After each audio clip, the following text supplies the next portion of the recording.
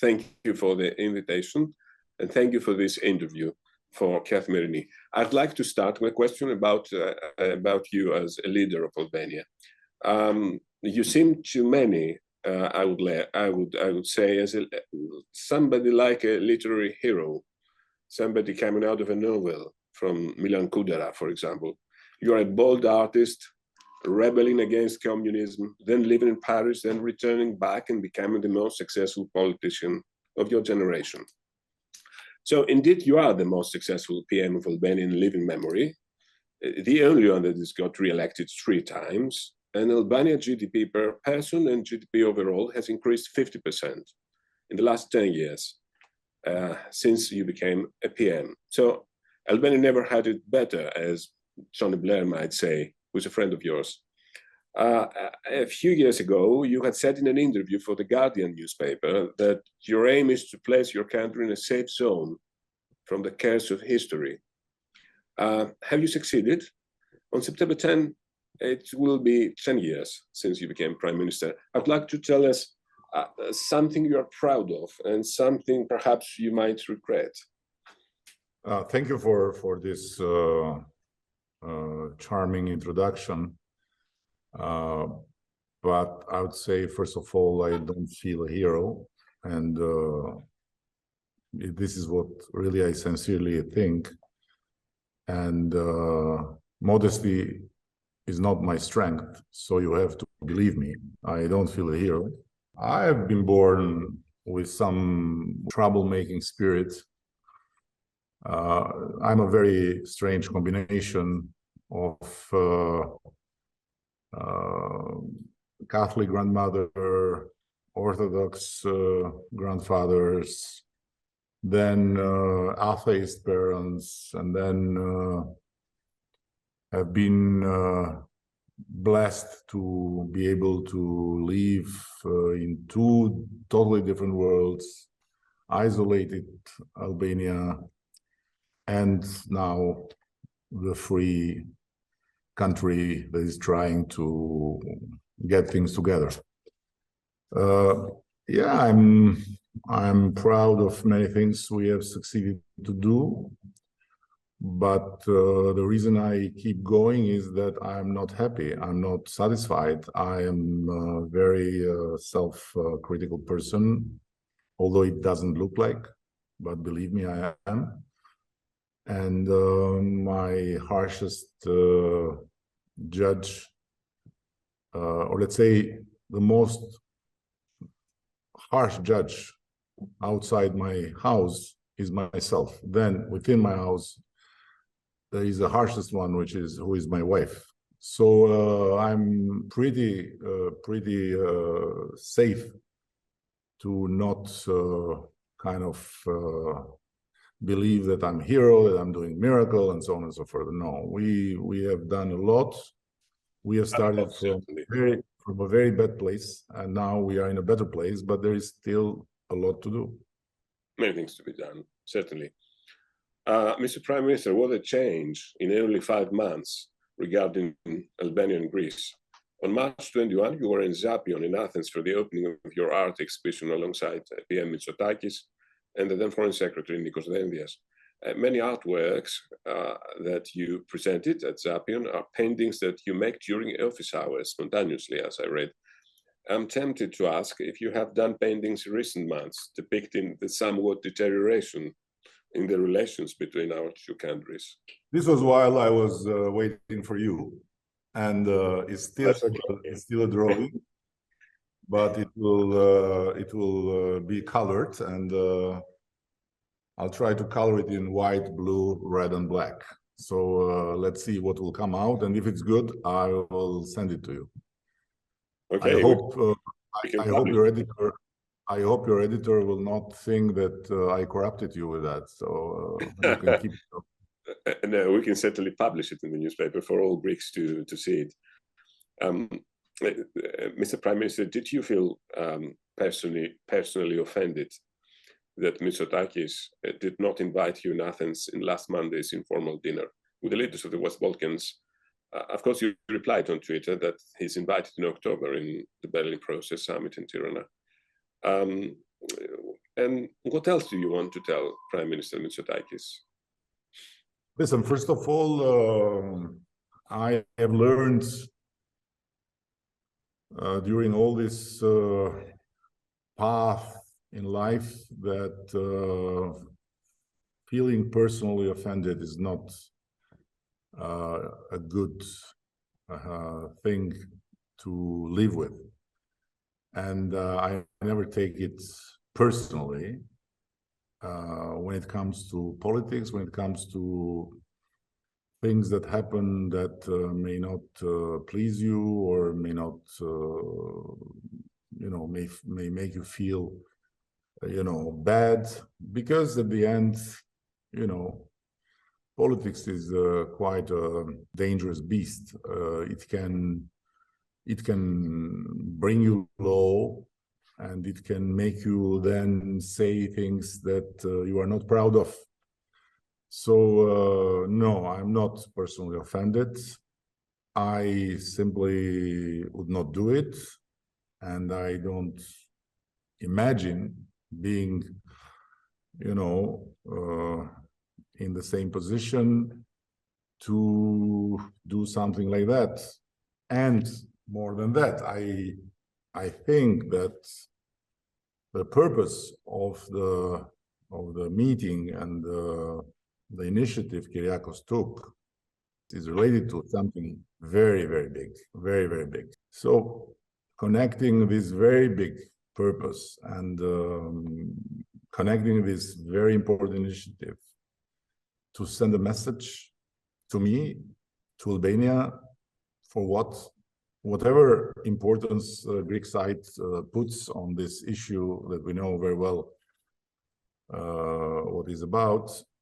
It's not this way, I guess, because I believe that especially when things that are unpleasant happen between friends have to face each other, to talk to each other, to try understand, to honor the friendship by being very, very open, and at the same time to never forget that they are friends. So Kyriakos was a friend that I like and I respect, and he's still a friend that I like and respect. And I hope this thing will be fixed. But even if not, Kyriakos will always be a friend that I like and respect. Then politics, as I said, can be a very bad influence and can make you do and say things that in the long way you realize that were not the right things. In December 2022, you welcomed Mitsotakis at the Dervitsani village.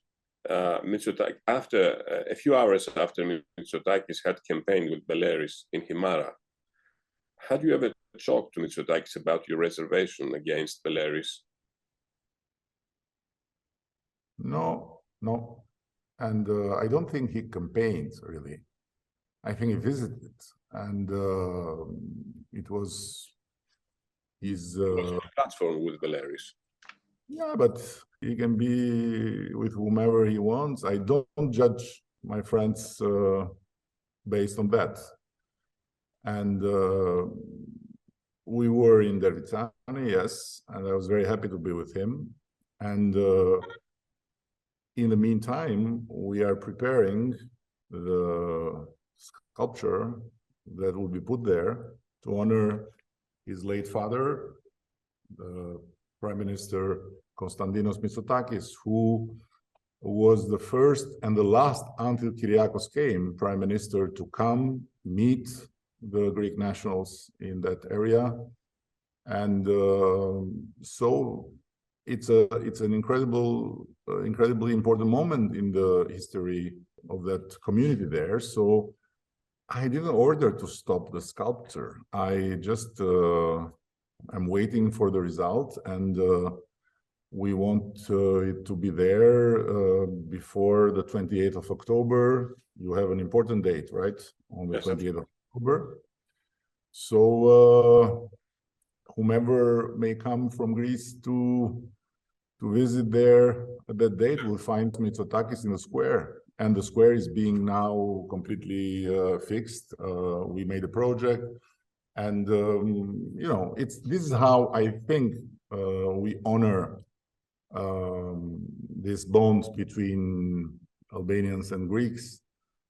Of course, not just this, but it is just a little example how I think it should be. Do you mean we are?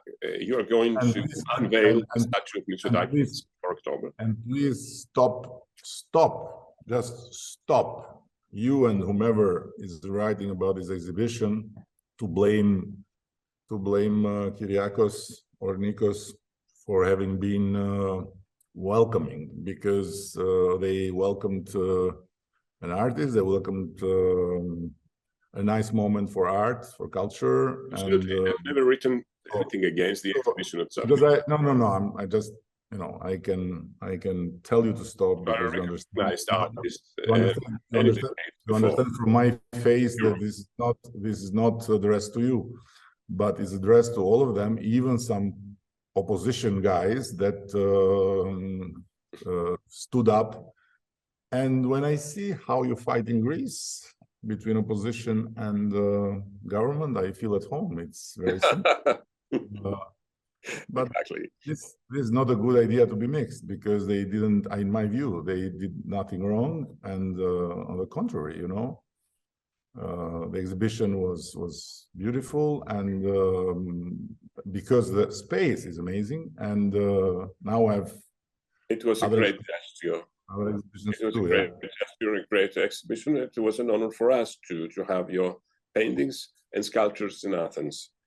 And I saw that your first exhibition was in Corfu in 1990.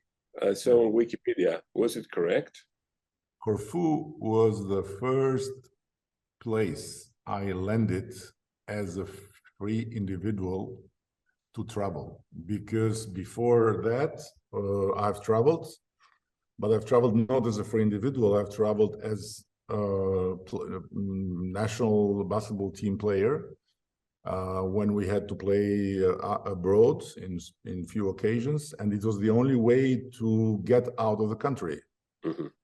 Then before the regime collapsed, but after when this big thing happened with Albanians jumping on the walls of the foreign embassies to ask for political asylum, which was the first crack in the wall of the regime, they started to issue passports for traveling abroad to people that had relatives abroad. And my mother, who is from Vuno, Himara, by the way. Oh, Himara, yes.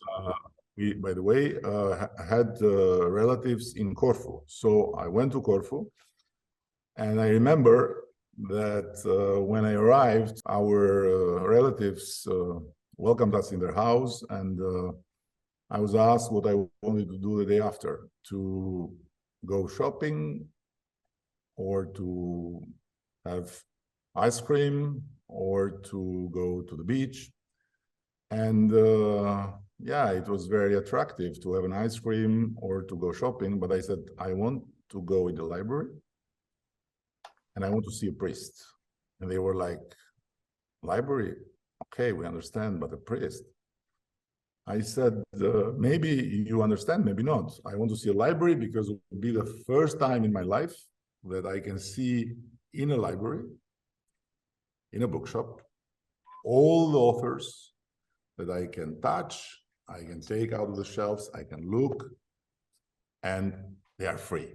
Because in Albania, mostly of them were not free, they were banned. So looking at Plato, or at Socrates, or at Aristotle, or at Kant, or at all the authors, Proust and Kafka and all this, just like free for me was a big event in my life. And then I said, I want to see a priest. I never saw a priest in my life because religion was forbidden in Albania. And I just wanted to see a priest, just to look into him, just to feel how a priest looks. And the added value was that the priest had a long beard, you know, not longer than mine, but white as mine. And it was, you'll laugh now, but it's not a joke. It was the first beard I saw in my life, because until 1990, beard was forbidden in Albania. Oh, yeah. Yes, beard, long hairs were forbidden. Right.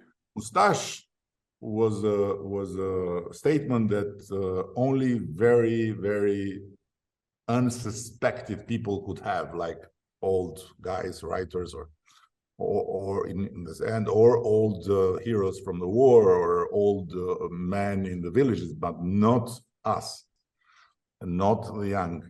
So, and by the way, I'm gonna tell you, and this is not a joke, that, and this was because the influence of the Chinese Cultural Revolution, we had in the airport of Albania, which at that time had very few flights. Albania had few thousand of tourists, and they were all mostly Marxist-Leninist groups coming to have their holidays here.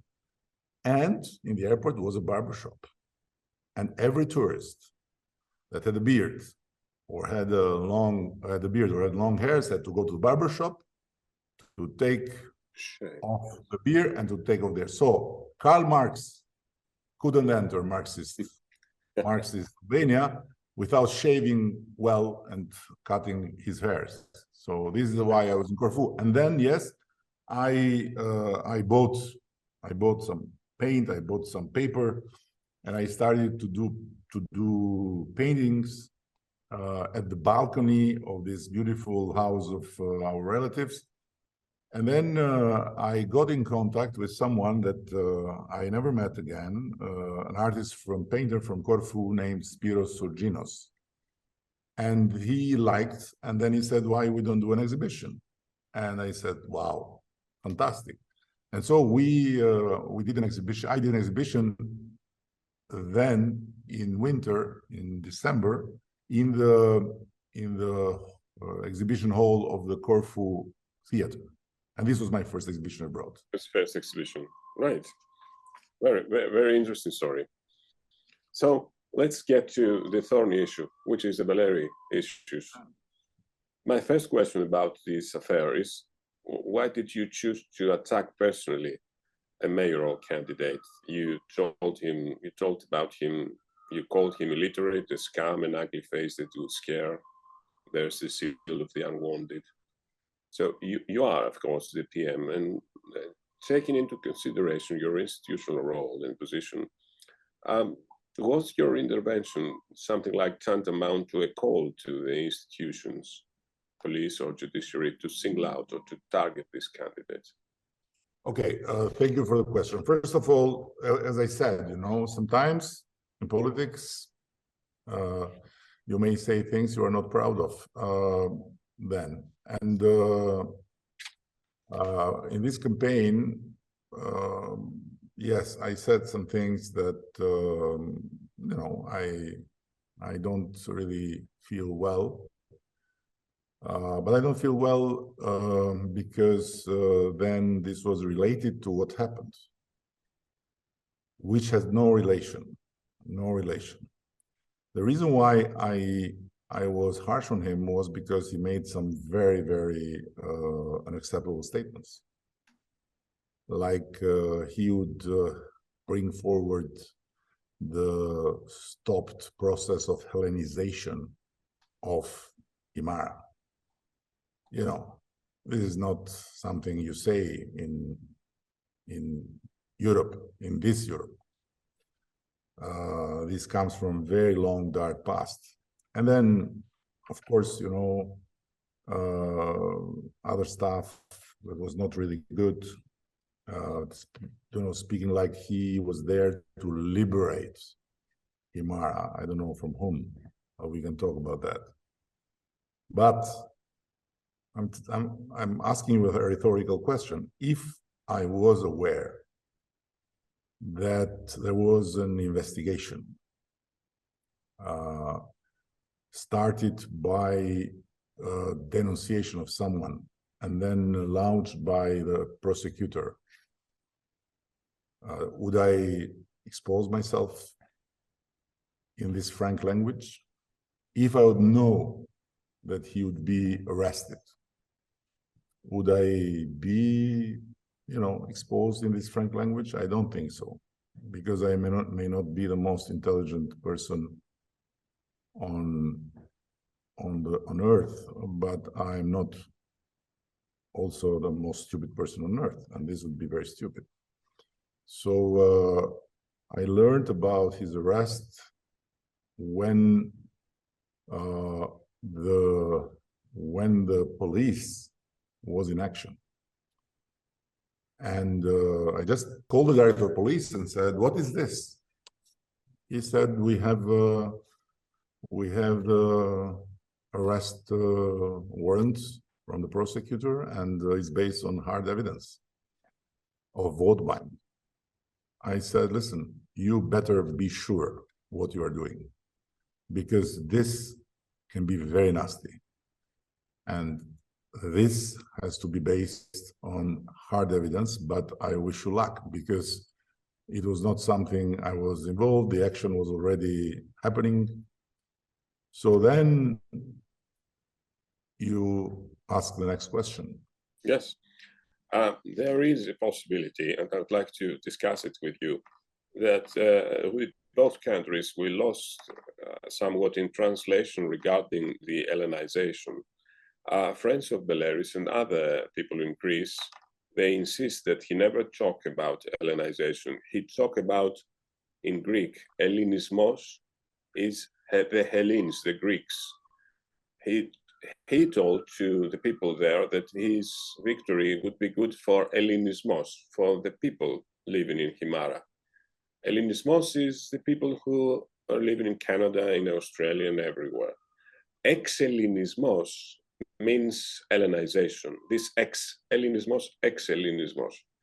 So I saw a documentary on Top Channel of Albania with English subtitles, where the journalist said that Beleri gave an interview to a Greek website, Protothema, where he called for ex-Hellenismo, for Hellenization, but he never called for that. In the interview, he was calling for Hellenismos to be better with him as mayor. And perhaps there is this difference in translation. Listen, listen, at the end, it's not just this.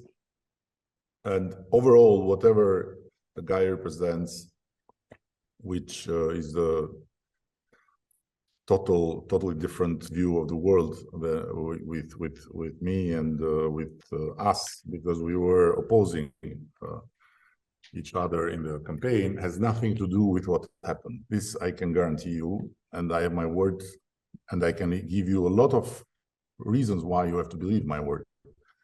So beyond the politics of it, and beyond not just this, it's not a word, it's a whole activity, it's a whole many things. But it does, until there, we are in politics. So this is politics. But what happened next is not politics. It's rule of law, and it has to do with our institutions, and we can discuss about that, yes, because I know you think the contrary, and we have to face facts. I observe you, and I'm listening to you very carefully, but I think that I would like to give you the picture of the affair as it is seen from Athens. Let me explain to you why Athens is disappointed by you. So we all accept that you are a leader of reforms. Your judicial reforms are impressive, especially the vetting process. Only a few countries have dared to do something like that. But still, the problem in the court seems persistent. According to my sources in Athens, the handling of Beleri's affair by Albania's institutions threatened Albania's reputation in the EU because, for three reasons. First, we know that Beleri was not arrested at the scene of the alleged crime. The second is that he is denied the special leave to take the oath of office. And the third is that he is still detained, although he cannot commit the same alleged crime again. I mean, there are no elections to be influenced. The witness examination has been completed, so he cannot interfere with it. And he's an elected mayor, so why escape abroad? Therefore, Athens says that we have a wrong arrest, a wrong detention, and a wrong denial of someone's rights. That's why Athens has taken this position against the issue.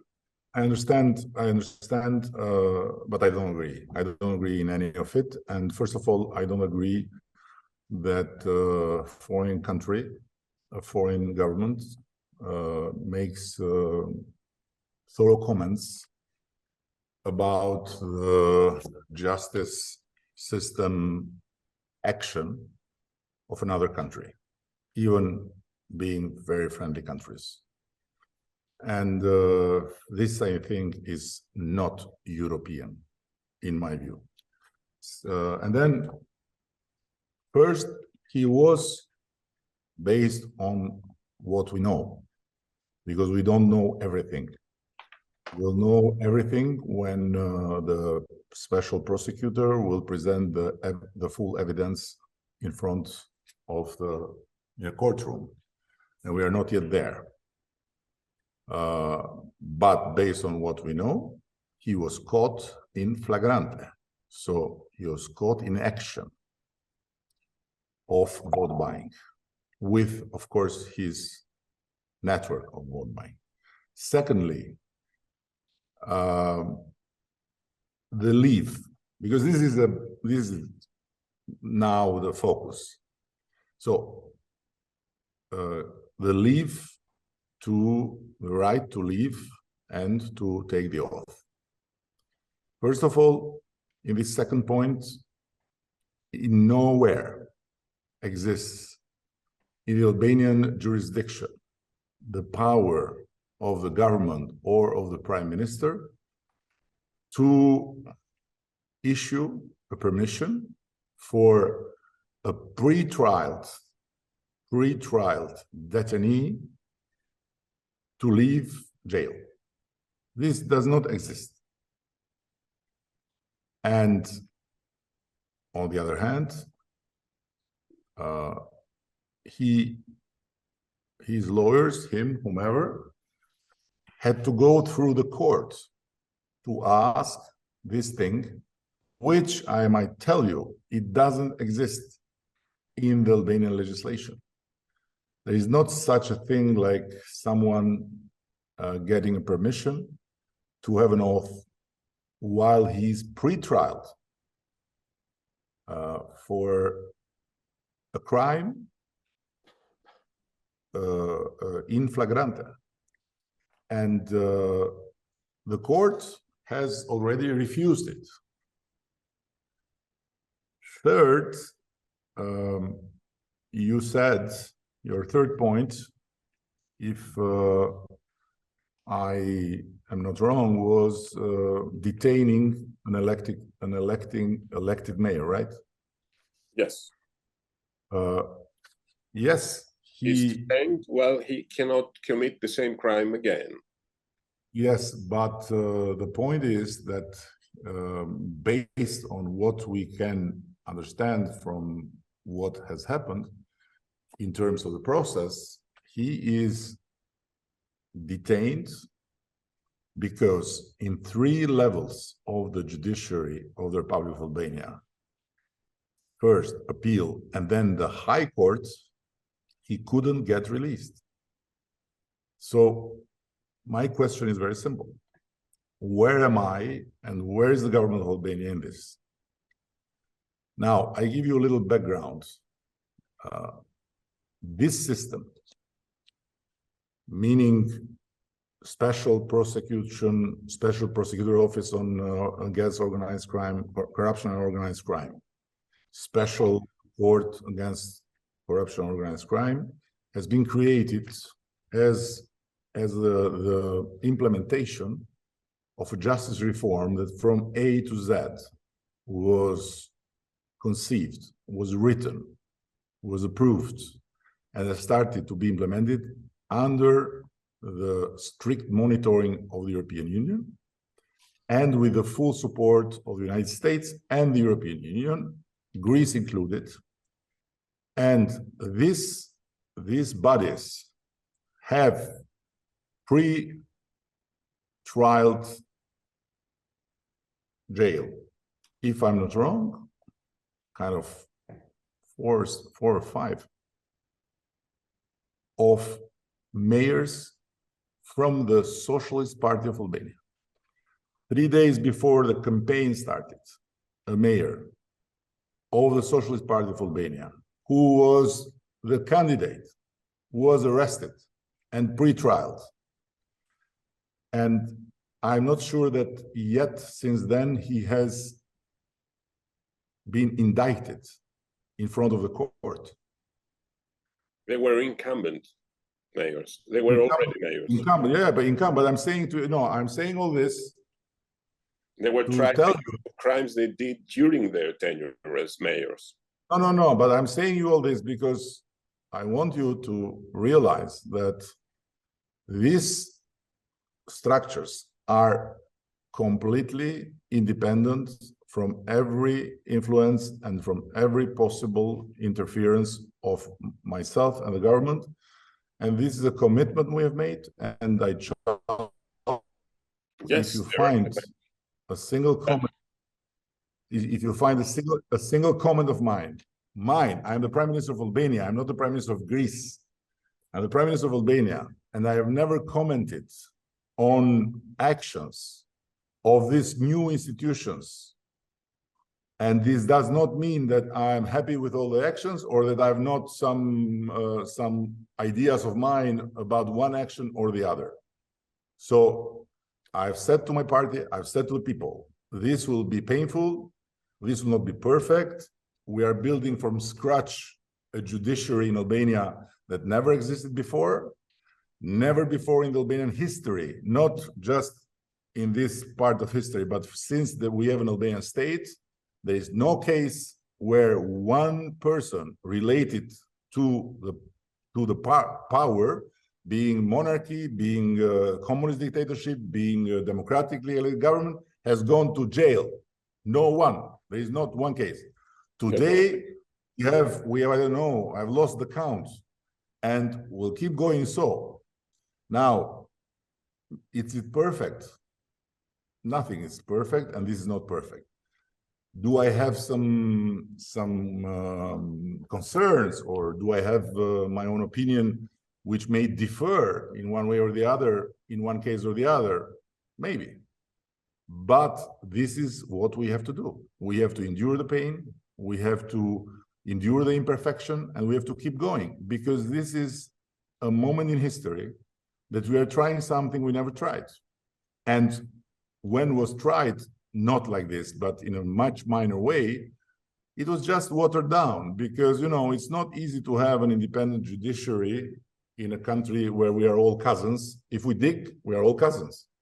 So you know something about it, because although Greece is bigger, still, we are the same people. We have same tribal connections.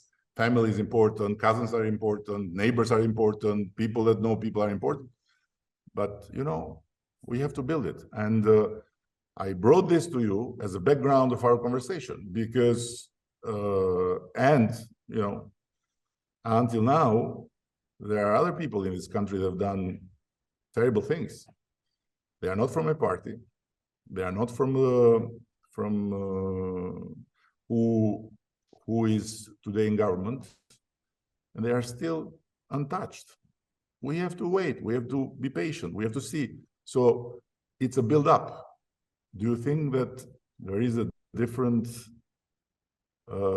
place, and it should be a different justice, and it should be a different treatment for someone who is Greek national? Yes. Not at all. But who is an Albanian citizen and who has to obey to the law and who has to go through the same thing. So, this is my answer. There is no, and I know that facts sometimes are not enough, okay? Because when someone is fixed on an idea, he keeps going. But there is one thing I have to underline. And I think our civilization, the world we believe in, has solved it since Rome. It's the burden of the accuser to give the proofs and not of the accused. Now, I'm being accused, and it's not my burden to bring the proofs. I try to bring arguments, but I have not seen any proof that would somehow support the arguments that this is Edi Rama that is doing this, and he's standing stubborn, and he's standing unwavering because he's this and he's that. There have been comments in Greece that I regret. That even he's the tail of Erdogan, and he is doing Erdogan. Listen, this is too much, and it doesn't honor Greece. It doesn't honor Greek journalism. It doesn't honor Greek politics. And I would ask you about President Erdogan. This is you ask me, but it's a free talk, and then of course you'll do your job to edit, and then you'll publish. But now I'm talking to you, okay? So yes, absolutely, we talk together right now. I have another two questions about especially Beleri, and one of them is that in Athens, the Greek government has pointed out that the Beleri is the only one that is held for this specific crime in Albania. I mean, the punishment is disproportionate for almost 300 euros. There were another 31 incidents of bribing in the same day, in the same election day in May, but everybody is free. And for candidates to bribe citizens to vote for them, 31 incidents. And the 30 of them are free, and only one candidate who is accused of an alleged crime like that is in prison. It's another detail of the that we talk about in Athens. I hear you, and my answer is very simple. First of all, nor the arrest and the imprisonment of the one, and either the letting go of the others has to do with the government or with me. But what can I say to you is, because I have heard this argument and I have just asked to your officials. Yes. And so the thing is that this has been happening on the spot. The other cases are denunciations of others, and there are no candidates. There is no single candidate or incumbent that has been caught doing so and is running free. There are people about whom there are allegations based on a video, based on a voice message, based on something, and these are all things under investigation. But it's not yet there. So the comparison does not really stand. Yes, if I may, tell you that... you may, of course. Yes, that's, according to our information, and according to a video that was posted on Facebook, Beleri was arrested. He was in a different restaurant from where the alleged crime was committed by somebody who worked for him. He was in a different restaurant, talking with his cousin and a lawyer, and then he was arrested because somebody working for him was first arrested half an hour before or 1 hour before in a different restaurant, gelateria, allegedly giving money. So he was not, the lawyers of Beleri say, and they say that the documents, or the court documents, depict and say that Beleri was not at the scene of the crime. But I'd like to move forward. Athens asks... Let me say something here. First of all, nobody knows except the prosecutors the full evidence, because this has not been public. The full evidence is still under the secret of investigation until the moment that they sit in the court of law and they put it in front of the judge. So when this will happen, then this is a public knowledge thing, and everyone then can judge if there's all of it, or if there's part of it, or if it's good, or if it's bad, which I don't know, sir. I don't know. I just respond based on what I know. And what I don't know, I don't know. And if there is no evidence, and if this is all scum, we'll know. And then we can again discuss. But guess what? I'll not comment, because I never comment what these new institutions do. And trust me, sometimes I want to comment, but I retain myself. And there is no one in my government, there is no one in my party that makes comments about justice decisions, especially about this part, because the reform has to go on with the prosecutor offices in every county, with things that, but this part is absolutely a no-go for us, because we want to support these institutions, we want to support this reform, and we are somehow, you know, we have to pay the price for it, being when we see people of our own party arrested, and being when we have things to say and we shut our mouth. This is how we serve this. Otherwise, this can blow again, because if this becomes a political thing, then this can blow again, and the prosecutors and the judges will not feel anymore supported and will not feel anymore doing their job. So the only government interference in this, since the justice reform has taken its course, is the interference from the Greek government. From the Albanian government, there is no interference. Athens asked from Tirana to let Beleri take the oath of office, and there is an option. Are you prepared to support politically the option of him taking the oath of office inside the prison in the presence of a notary? Listen, it's very interesting. Athens asked Tirana. Who is Tirana in this case? You know, the Prime Minister. Tirana is not the Prime Minister. The Prime Minister is sitting here, and I'm in the center of Tirana, I can confirm. But my power is totally separated from the power of them who should be asked.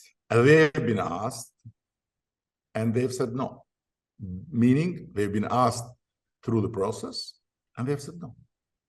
On the other hand, if you find me a line in our law that opens the slightest window for taking an oath in prison with a notary, then let's discuss. There is not such a thing.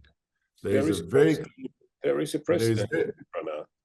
Legal experts in Athens don't know that there is a precedent in Tirana when on November 14th, 2019, Arta Vorpsi, the Constitutional Court judge, overcame Ilir Meta's resistance to accept her by taking the oath of office in the presence of a notary. Listen, first of all, she was a free person that had this idea to do this, and there were some people that said this is possible, and then this was refused. Secondly, we're talking about someone that is jailed for a crime. We're not talking about someone making an experiment. And so what she did in that case was her own opinion and her own action, and she did so. It didn't work. But in the case we are talking about detainee. We're talking about someone that's in jail. And when it comes to the oath in office of a mayor, the law is very specific. The oath is taken in front of the city council and in the presence of the prefect or whatever. So there is not such a thing like taking the oath of office in front of a notary. It's not in our law.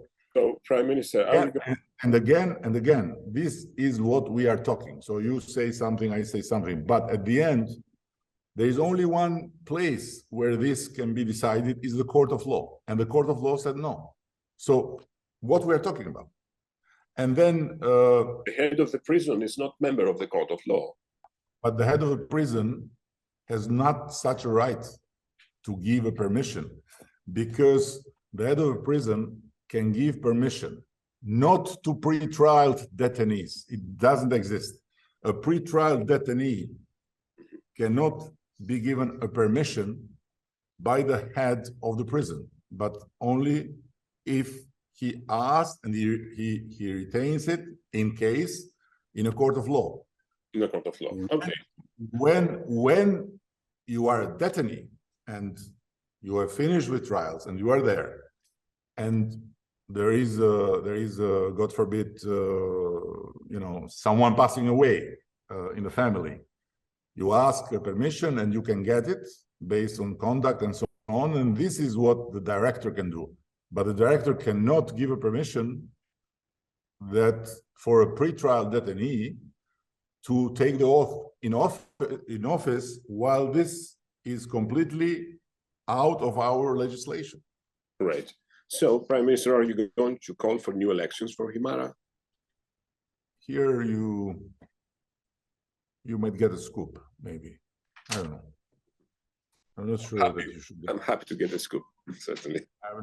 I'm not sure you should get it, because I'm not sure yet how it goes. But first of all, it's not us. It's not the government that in Albania. It's not the government that called for new elections. It's the president called for new elections. But how the process goes, it is like that. If in our law, if someone that is elected does not show up for the oath, for whatever reason, it's not defined, but does not show up for the oath in 90 days, then it's up to the government to take care by discharging the person and by putting their caretaker until new elections happen and the new elections are declared by the president.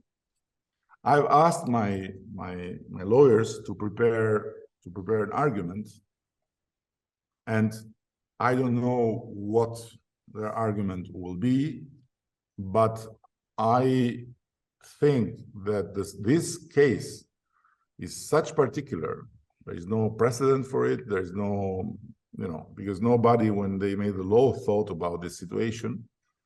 So my instinct or my natural reaction is that we maybe have to wait for the trial. So to not until he is proven guilty or not guilty. But this is not a legal opinion. This is just what I think we should do based on the fact that we don't have really a precedent, and this is open for this then would be open for many interpretations. So I have to ask the legal office, but I think that we may go both ways. This would be the right answer. We may go both ways based on the argumentation of our legal office. So maybe we act. Let me make it more clear. You meant that you politically support the idea that Beleri should continue to be an elected mayor until his trial. That's what you said before, if I got it right. It's not even politically. It's just because in this table you have to make decisions. Yes. In your table you have to comment decisions. So it's more easy. So when it comes to in this table you have to make decisions, and then there are many things that you have to go through and then to understand. But in this case, of course, we have to look to the legal opinion. So that's the I think that that there is a possibility that we don't act until the court will decide. So in this case, we give to everyone the chance to look into it until the end, if it's possible. If legally this is not possible, then we have to discharge it. It can go both ways. And when are you going to decide about that? No, we are, and I know that there is another thing being interpreted when the counting starts. The counting starts. Okay, so what you take like the day to count, and I see now that because these guys ran to come to Himara to make the most unique protest in the history of Europe, some guys elected in another country coming to protest here against the authorities of this country is unique. You know, it's like, it's not unique, Mr. Prime Minister. They did the same in Constantinople for Imamoglu. Kostas Bakoyannis, the mayor of Athens, went to Constantinople, Istanbul, to protest in support for Ekrem Imamoglu, the mayor of this is something. No. This is something else. This is something else. It's not the same thing. But anyhow, you know, maybe it comes from ancient Greece. I don't know. Maybe you know better. I don't know. But maybe it's a genuinely Greek thing. I'm not accustomed to it. But what I want to say is that the counting now we are even not being in the same page for the counting. So we'll let it go. So we will not enter in the counting. So we will let it go, and then we'll take our decision. It can go both ways. Yes. It can go both. Well, I read on your biographical details, and you told me before first that your mother is from Vuno, a village in Himara region. Do you feel a native of Himara a bit? A native of Himara? Yes, you personally. Listen, in Albania, I don't know if in Greece you have this say that a man is always coming from the village of his wife. Yes, it is said in Greece. You have it, yes. So I was born in Tirana. My wife was born in Tirana, so I feel native of Tirana. But yes, I have a very, very strong bond with Himara, with Vuno, and very strong bond. Very strong bond, very, very strong bond. So and, it's an opportunity. My mother was a very typical Vugnozia, and for Vuno, there is a say, you know, their normal fever is 38. So I love it. You said Vugnotisa. You know Greek? No, I don't know Greek. My brother knows more. He learned some when he was in Corfu. And I really regret that I am not able to speak this language, because to me, it sounds a beautiful language, and then it's a language of great people. Right. So, as you feel strongly about Himara, do you have any message for the Greek minority living in Himara to give in this interview? I have no message to give to them. I think that whomever in Himara or in all the Greek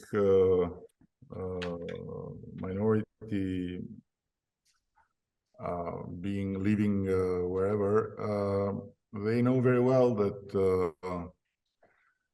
if they are not poisoned by politics, they know very well that they live in this country totally equal with Albanians, with the good and the bad, with the problems and the good things. So I don't know yet, maybe you can help me, a single problem that you can find for the Greeks here, and it's just for the Greeks. I don't know a single one. If you tell me one, yes, I told you. I didn't know too, but I was told that there is still a problem regarding the property rights of citizens of Himara, and it is said in Athens. It is said that property titles are given to citizens of Himara only if they have already agreed to sell them to big strategic investors. So in the 10 years you govern Albania, and 3 years after the parliament approved the new law on properties, do you know perhaps how many ownership titles have been given to Himara residents without these residents having sold them immediately, these properties? First of all, this is a total spin, because the property titles history of Albania is very painful, very painful. We had to go through the hell of full nationalization, and then we had to go through the purgatory of the so-called transition, where the property titles were the first big victim. A big mess in every kilometer square of the country. So I'm telling you that we have still issues, big issues in the north, huge properties, where there are needs for development, there are needs for getting funds, there are needs for getting subsidies, and they cannot register still today. And that's why we had to pass this law first. Second, it's, to say that they are recognize their property only after they make the deals with whomever, this is a total, this is not logic, because there is no deal that you can make with institutions. There is no permission you can get if you don't have the titles. So you need to have the titles. And I've heard this piece of bread story, and this is crazy. You know how much the land is sold in Himara, and it's the people there selling, and they sell the land based on papers they have, or based on some very old papers that are, I mean, of communist time, that are like not even titles of property, but they are owners and they sell. And we have today, I'm telling you, in Himara, a situation where property is sold much higher than in a lot of parts of Corfu. I was told by someone that is working there and is building there. He's not from Himara. He said to me, I have bought the properties 3 times because I didn't want anyone to be like I was left aside. And they have problems with each other because of the overlapping, because different papers, because different. And I bought them 3 times, he said. And secondly, he said, and he showed me, I'm now working to buy a property in Corfu, and it's 10 times less than what I bought in Himara, 1 time. So in Himara today, the average price, guess how much it is? 400 euro, 500 euro, meter square. I'm talking about where the beach is. I'm not talking about the mountains, right? So you can go to 1,000 sometimes, and it's quite a good transaction in parentheses, because it's mostly not a transparent transaction. So a lot of money goes to the people without being declared rightly, and this is the problem we don't have in Himara only, we have everywhere. So it's we have made a major cleanup of the titles of property, but still there is a lot to do, because there is a lot of bad things have happened in the past. Yes. Before. Let me tell you another thing. The titles of properties given to the Greek minority during my tenure are countless. Compare them with what happened before. Zero, not 1, 0. The Greek minority today can go to churches that are with titles of property, and churches did not have titles of property since communism ripped them off from the titles. And my government gave churches the titles. So and you know what is, and you know, I had a conversation with the association, they are called the Association of Himariotons or something in America. They were very vocal because they have their roots in Himara, they are well organized and so on, and they were very vocal and they were very strongly opposing me based on words. And I went to New York and I sat with them and I said, listen, don't talk to me, don't listen to me. Of course, I'll build my case based on what is best for me. So send there a team, send them a team of lawyers and let them interview everyone they want. Let them go to the spot. Let them talk to the institutions. Let them get the facts. And then if what you say is as you say it and is not as I say it, I'm ready to be punished. I mean, punished in a way like the biggest liar. And one of the guys, a very wise guy, said to me, listen, I never thought that I would meet and break bread with Edi Rama. This is already something huge. And now I'm telling you, if you are manipulating us, I'll be after you all your life. In the Greek way, of course, not and not in the terrorist way. And but if you are telling me the truth, you'll be my friend for life. And we are friends for life today. Right. So facts and be careful. I'm not saying this is all like I would say water of roses. I'm not saying that they have no problems. I'm not saying that, but I'm telling you the problems of property in all the shores of Albania, from up in Shkodra to down in Konispol, are the same. The trouble is that some people that seem to be more intelligent than others know how to use the Greek flag, you know, as a credit card. Know to use the Greek flag as a way to fuel poison and know to use also their very petty interests by using the Greek flag.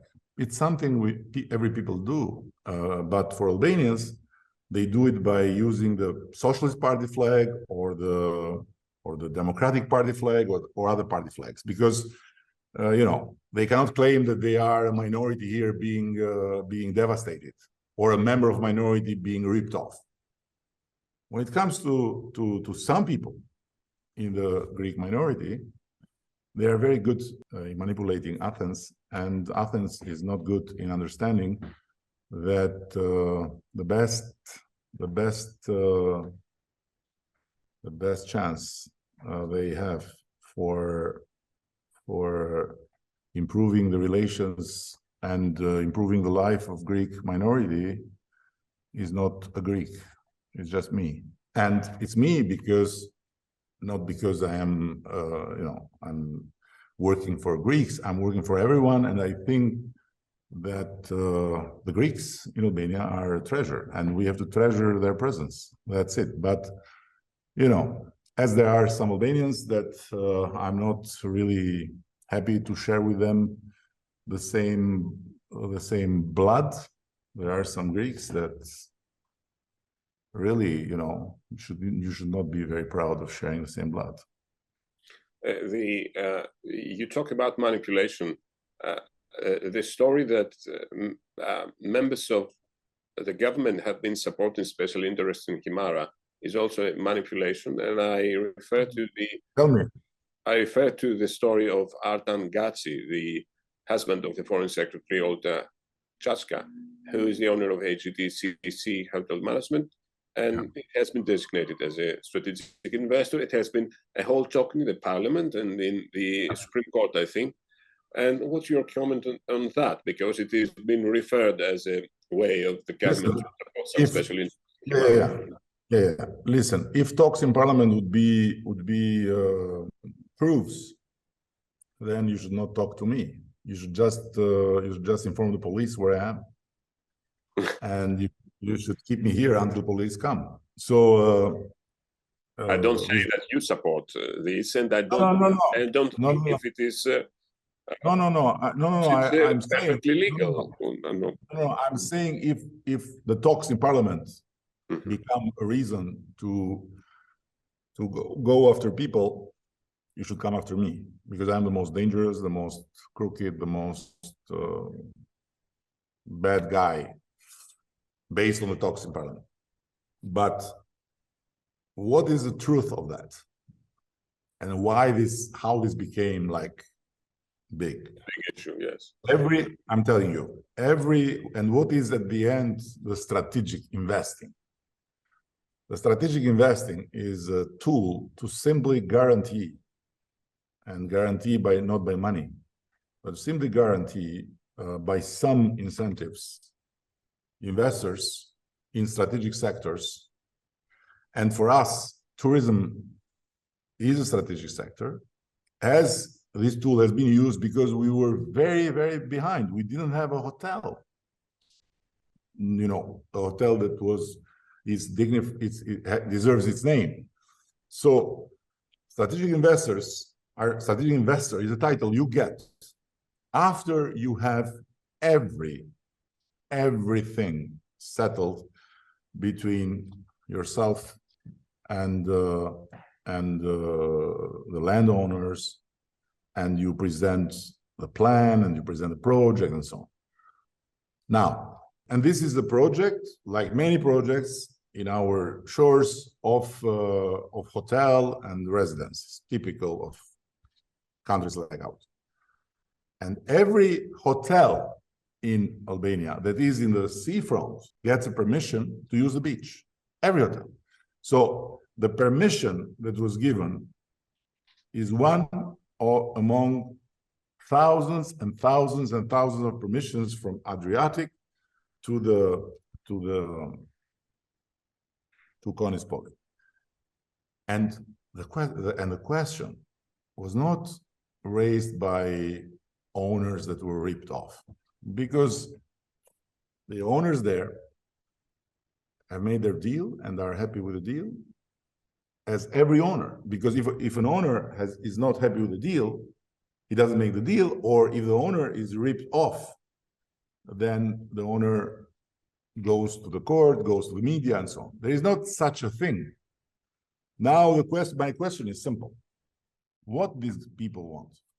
They want people that live in Imara, that have the properties, to develop their land, or to stay there like Robinson Crusoe? This is the question. Because if they develop their land based on the plans, of course, they get money. They get money. They get a lot of money. A lot of money. So this is underestimating a lot the intelligence and the capacity of the people in Albania, being Albanian nationals, being Greek nationals, to take care of their own business. So they take good care of their business. Trust me. And there is not such a thing like, we want to do what? To do what in Imara? To do what? We want to develop Imara, to develop every part of the country based on the law, based on the contracts, based on everything. And you can't find me a single case, because this would be what then can be a problem. If we took land to put a strategic investor that has no deal with the owners, like we do in Greece, like we can do in our legislation, but we never did it. Never ever did it. When it was about owners, respect for the owners. So I don't know what really people are talking about. I'll take the opportunity to tell you, to confess that my own deep respect for Albanians living in Greece that I have met. Some of them are voters of you. They're very hardworking people with integrity and moral values, and absolutely respect their intelligence. And I accept what you say. So I would also like to say that you're a leader of bold words and bold deeds. Recently in Chatham House, you said, "I fight for a country open and free." And also you said that I risked my life for freedom of speech. And I totally respect these statements, and I know your story and your life in art and certainly in politics in the last 30 years and more, and even more. But about Himara, it's an opportunity to ask you something else. It would be quite a bold gesture towards the Greeks of Himara if you agreed that the teachings of the last 2 years of the private high school in Himara would be in Greek as well. Would you be willing to consider such a gesture? I'm not familiar with this issue. Frankly, I'm not familiar with that. It's the first time I'm hearing that, and I have to check. And okay, yeah, it's all the lessons are in Greek until the last 2 years, and the last 2 years are everything in Albanian language. That's why in the until the last 2 years, meaning until the yes, the last 2 years of the high school until you go to the university. It's in Albanian. So the last 2 years of high school, there is no more Greek language, you say? Yes, it's all the lessons are. I'm not familiar with that. Albanian. Okay, I'm not familiar. I have another. I think learning Greek is beautiful. Learning every language is beautiful, and learning the languages of the neighbors is fantastic. I believe it. I'm too old now to learn Greek, but I would love to. So you can try if you want to. Maybe I can join in the course in Himara.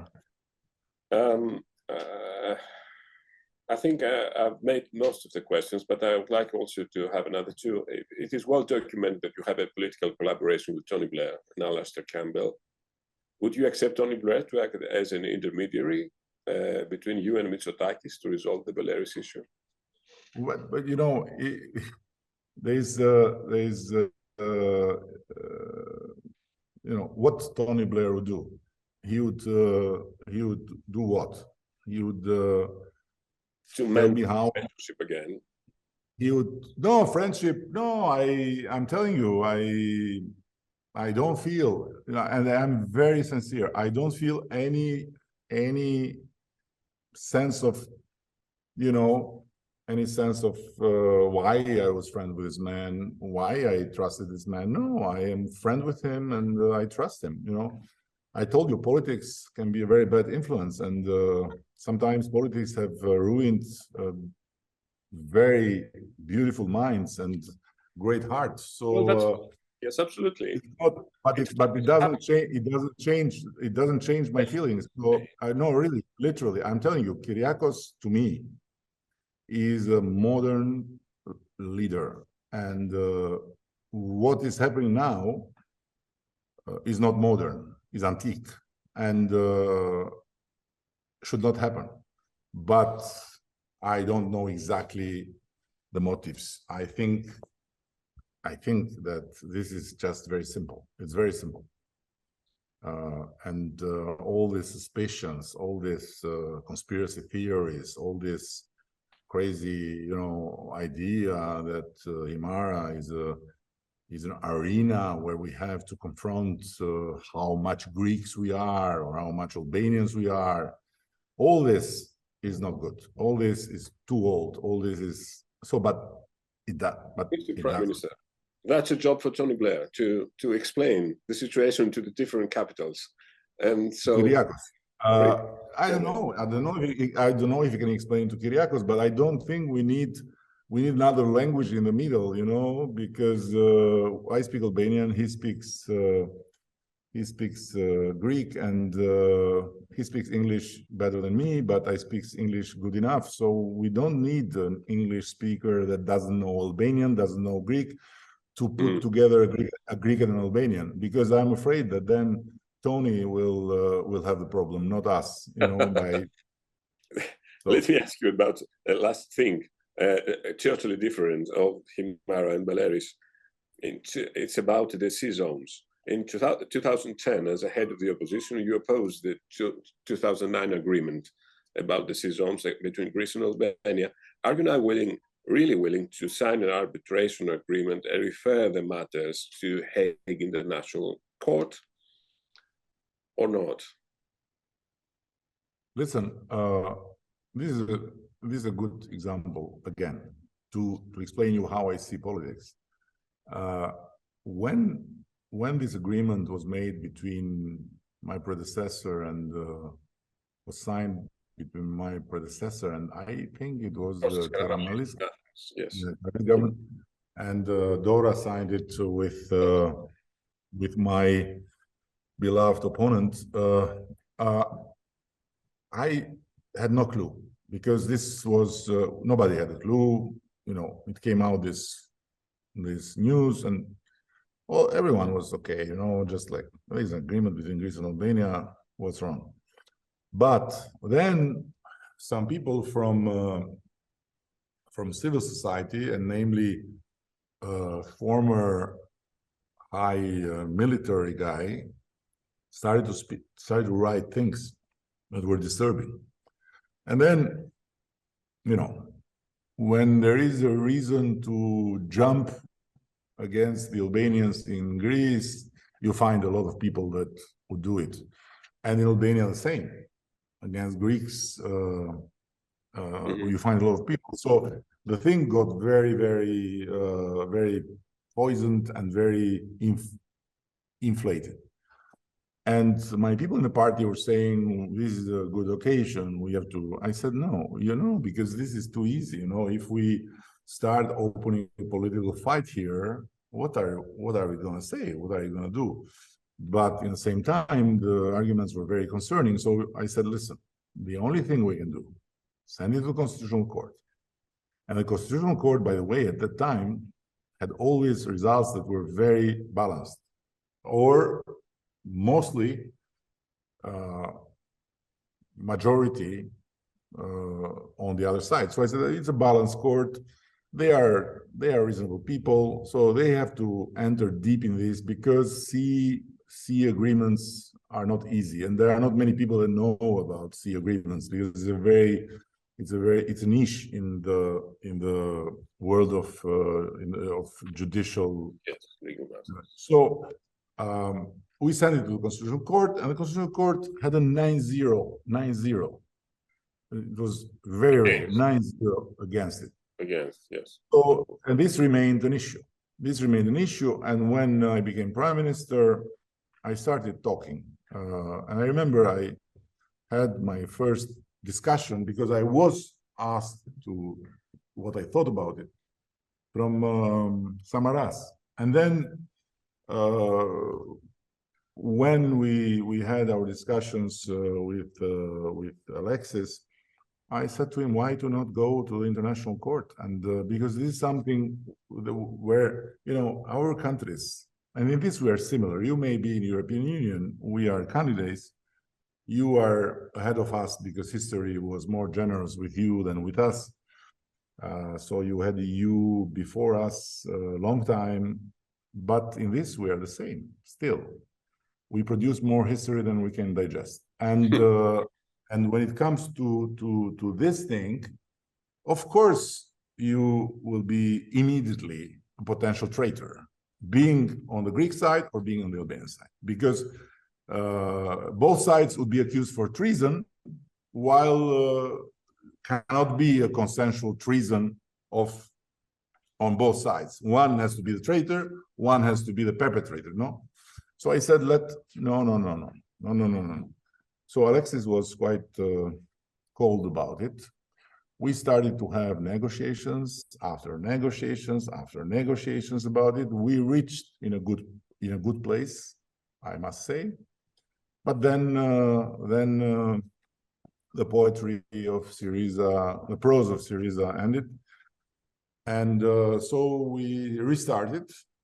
And I'm very, very, very, very satisfied that we reached agreement, that we better leave it to the international court. And I mean, you have reached already an agreement with the Greek side? No, we reached in principle the agreement. The agreement then to go through. So in principle, we reached the agreement. Now we need to go through the procedure. The president has to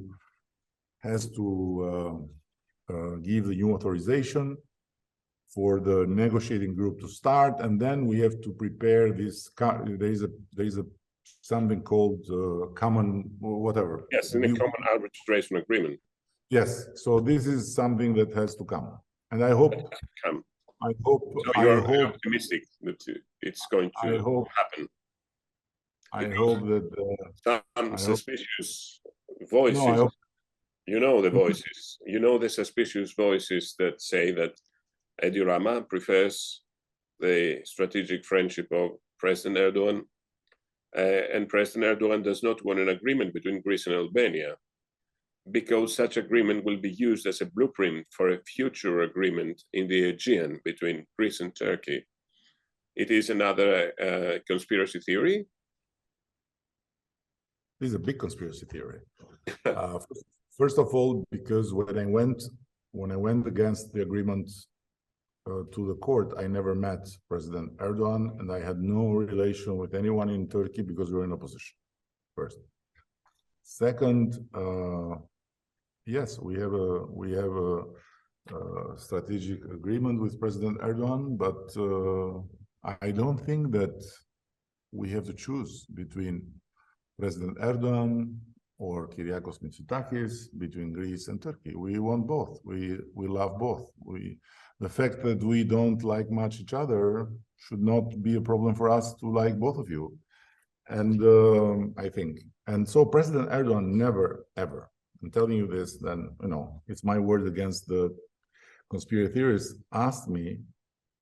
even asked me, what is going on with that? Never, never. He doesn't need Albania to make his fight, I guess. So, and as we are speaking about President Erdogan, I'm telling you, my feeling is that President Erdogan is not an anti-Greek. President Erdogan is someone that you know very well, had the guts when he was not yet who he is today, but he was just the prime minister, to put on the table an agreement for Cyprus. You remember that? That was something very dangerous for his career back in Ankara, and he did it. And that time he was kind of, I'm not using the F word, but something around it. You will find in Greek something more soft than the F word by the European Union. And during the big crisis Greece went through, I didn't see him taking the opportunity to add to it some more, because if he would like to destroy Greece, or if he's in his mind to destroy Greece, he would have used that moment to make it more painful with refugees and stuff, and that he didn't do it. So I never saw him like a person that has any bad feelings about Greece and Greek people. Of course, he has his own opinion about this situation, this sea thing, and you know, I'm not entering there because it's not my business to enter there. But in my knowledge, the Turkish side is asking since a long time to go to the international court, right? So. This is the thing. We are satisfied that the Greek side accepted to go to the international court with us, and I hope they go in international court also with Turkey. And this thing is solved by a third party, which both sides agree. Otherwise, you know, we'll continue to be traitors of traitors of traitors. So, and this is not a good idea here. Prime Minister, I would like to thank you for this long interview. And finally, I would like to ask you, when do you expect your next art exhibition in Athens to take place? You know, I have some now in a row, and I wish to come back to Athens for exhibiting, and I would do it with big pleasure. But for the moment, it's too fresh, and I had a very good feeling there, and it was not touched by all this bullshit around it. And I want just to tell to my fellows of Syriza to let the art aside and to not use even my exhibition to tell Mitsotakis how stupid he is, because this is not a good idea of fighting and it's politics, Prime Minister. It's politics, and you said before that politics is poison. Politics is the best thing that can happen to people when people use it to solve together things that it cannot solve alone. And this is how old Greeks saw politics. And otherwise, when politics is used to go after people, this is bad. So I love politics. Without politics, many things would not exist today. But you know, this is not politics. This is bullshit. You know, to go after everything, to create around everything an issue for your opponent. You know, because and it should be a reason Kyriakos won again, right? So I don't think that my exhibition will bring Syriza to power. No. Yes. So thank you indeed, and I wish you all the best. Okay, so Athens. You are invited here anytime, my friend, and I'll be very happy to anytime. And you got always the first knock. So whenever there is something Greece about me, you'll be my first choice. It's a pleasure to talk with you, and also an honor. Thank you very much. Indeed. Thank you very much. Thank you. Bye-bye. Thank you.